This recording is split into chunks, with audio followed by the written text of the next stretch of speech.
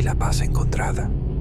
Mi labor en el antiguo cementerio era solitaria, un trabajo que ofrecía más silencio que sustos, hasta que me encontré con María, la mujer de blanco. La vi por primera vez, vagando entre los sepulcros más viejos, una figura etérea envuelta en un dolor tan denso que casi se podía palpar en el aire helado de la medianoche. Ella era un espectro silencioso, prisionero de alguna tragedia que trascendía su muerte. Noche tras noche, su recuerdo me acompañaba mientras patrullaba esos caminos ancestrales, y aunque su aparición era inquietante, había en ella una profunda tristeza, no una amenaza. Dicen que el amor y el dolor son las únicas cosas que logran traspasar el umbral de la muerte, y por eso muchas almas quedan ancladas a esta vida. Con el tiempo algo se resolvió en su historia, quizás la memoria compartida o un acto de comprensión, porque aunque nunca volví a verla de nuevo, su recuerdo me dejó una sensación de alivio, como si por fin hubiera encontrado la paz que tanto buscaba. Me siento agradecido de haber sido testigo de su paso final hacia el otro lado, un recordatorio de que algunas historias persisten, incluso después de que el cuerpo es ceniza. Relato 2. La secta y la curandera justiciera. Nunca fue mi trabajo soñado vigilar un cementerio fundado en el siglo XVII, lleno de tumbas macabras y figuras históricas. Pero las noches eran tranquilas, envueltas en la quietud de los árboles susurrantes. Eso cambió una fría noche de otoño. La niebla se extendía por el suelo como una sábana densa y húmeda, y el aire era inusualmente glacial. A mitad de mi ronda, mi linterna captó un movimiento anómalo más allá de la colina. Eran sombras que se movían entre las lápidas, con una cadencia que me erizó el vello. Al acercarme con extrema cautela, pude escuchar un cántico monótono, ininteligible, acompañado de murmullos. Me acerqué lo suficiente para presenciar una escena sacada de una pesadilla. Un grupo de personas reunidas realizando un ritual. Descubrí que no eran intrusos al azar, sino una secta que intentaba corregir una vieja injusticia. Estaban allí para liberar el alma de una curandera respetada, ejecutada injustamente años atrás por aquellos que temían su conocimiento. Su alma, prisionera de esa injusticia, no había podido descansar. Aunque sus métodos eran profundamente perturbadores y me llenaban de un miedo irracional, sentía una extraña compasión por su propósito. Dejé ese trabajo, incapaz de cargar con el peso de lo presenciado, pero a veces, en las noches frías y con viento aullando, siento una presencia fugaz a mi lado. No es el miedo, sino la sensación de que esa curandera, finalmente recordada, está agradecida. Relato 3. El lamento desesperado en el nicho. El cementerio era extenso y las rondas nocturnas necesarias. Muchas veces, en la oscuridad, los ruidos naturales, los maullidos de gatos o el aleteo de los pájaros pueden simular el llanto humano, pero un vigilante aprende a distinguir la verdad del engaño. Cierta noche, pasadas las 2 de la madrugada, un gemido suave y cargado de dolor rompió el silencio. Me acerqué al origen del sonido y me detuve en seco. Era la voz clara de un niño diciendo: «Mamá, mamá». El sonido salía directamente de un nicho en particular. El lamento, lleno de una desesperación infantil, se repetía una y otra vez en las profundidades de la noche. Se dice que el alma de este niño y otras figuras espectrales han sido vistas en el mismo pasillo donde su voz queda atrapada, condenado a repetir su llamado de auxilio. Relato 4. El banco de la capilla que caminó solo. En el corazón del camposanto de San Miguel hay una pequeña ermita, un lugar de oración para los deudos.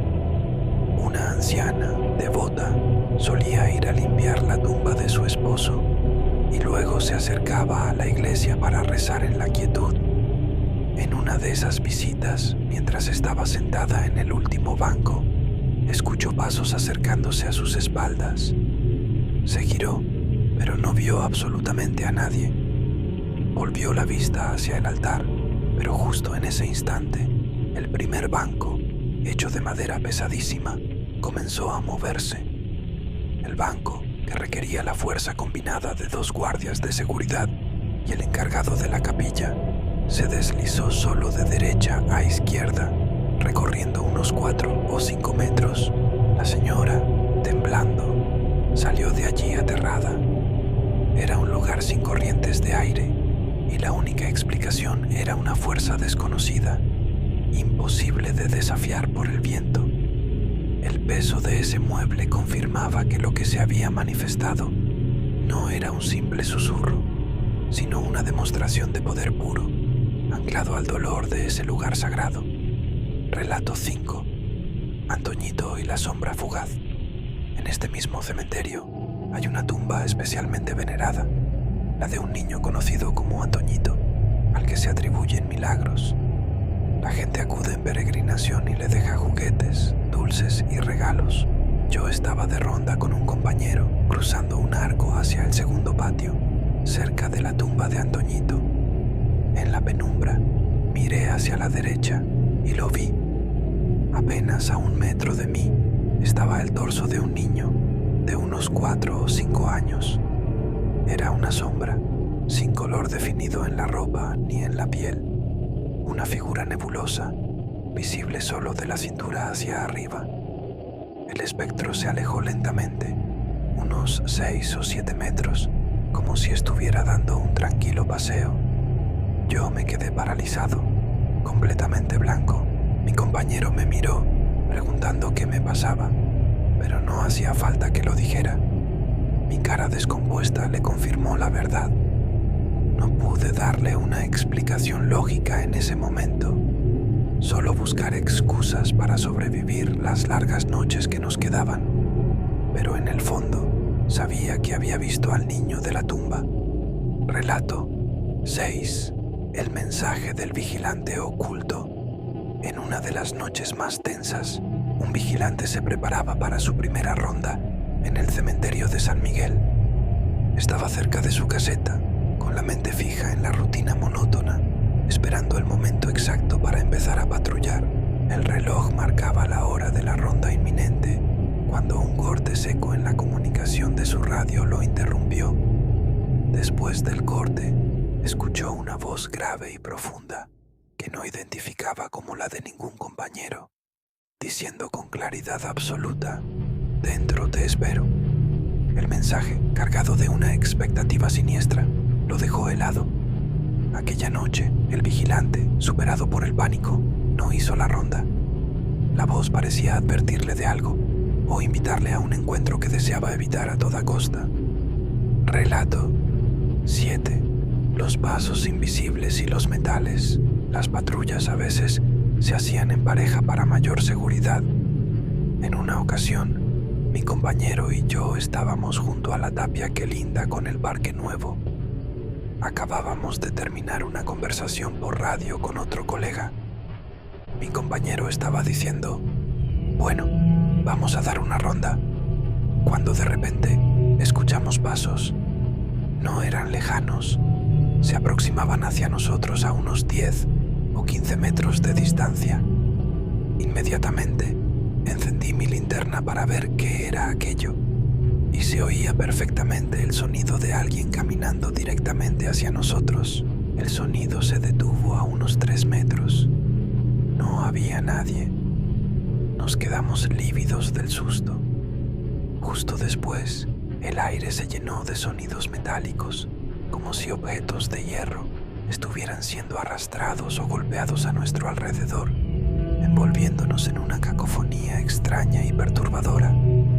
Escapamos de allí esa noche con el susto grabado en la piel, tardando días en recuperar el valor para volver a entrar.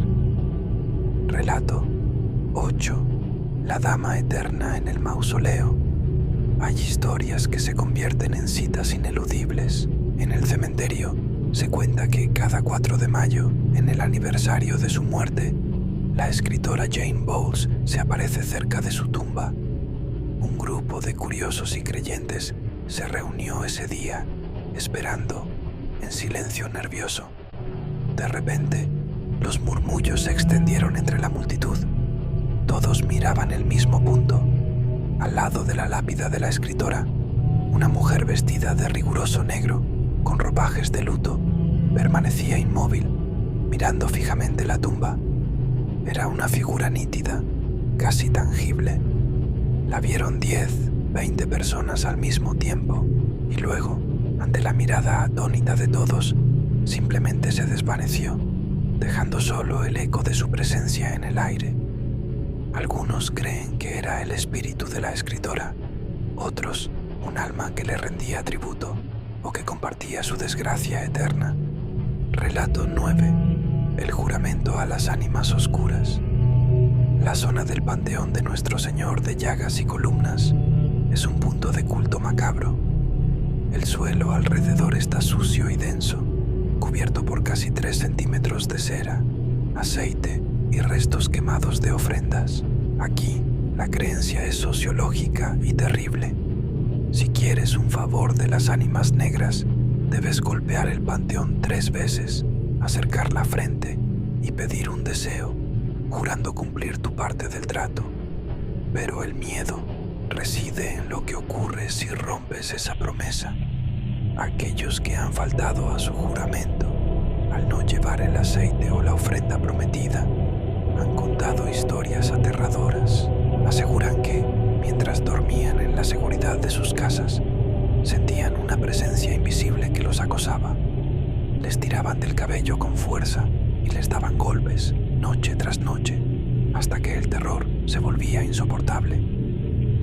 Relato 10. El trío de los espíritus condenados.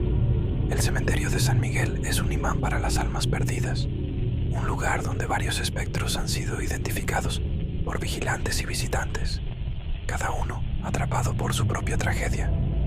Una de las figuras recurrentes es María Marta, una niña que murió en un accidente de tráfico. Su espíritu no tiene un rincón fijo, sino que aparece en diversas zonas del cementerio, vagando sin rumbo, vista por aquellos que patrullan las horas más oscuras, siempre cerca de los caminos donde la vida se detuvo para ella.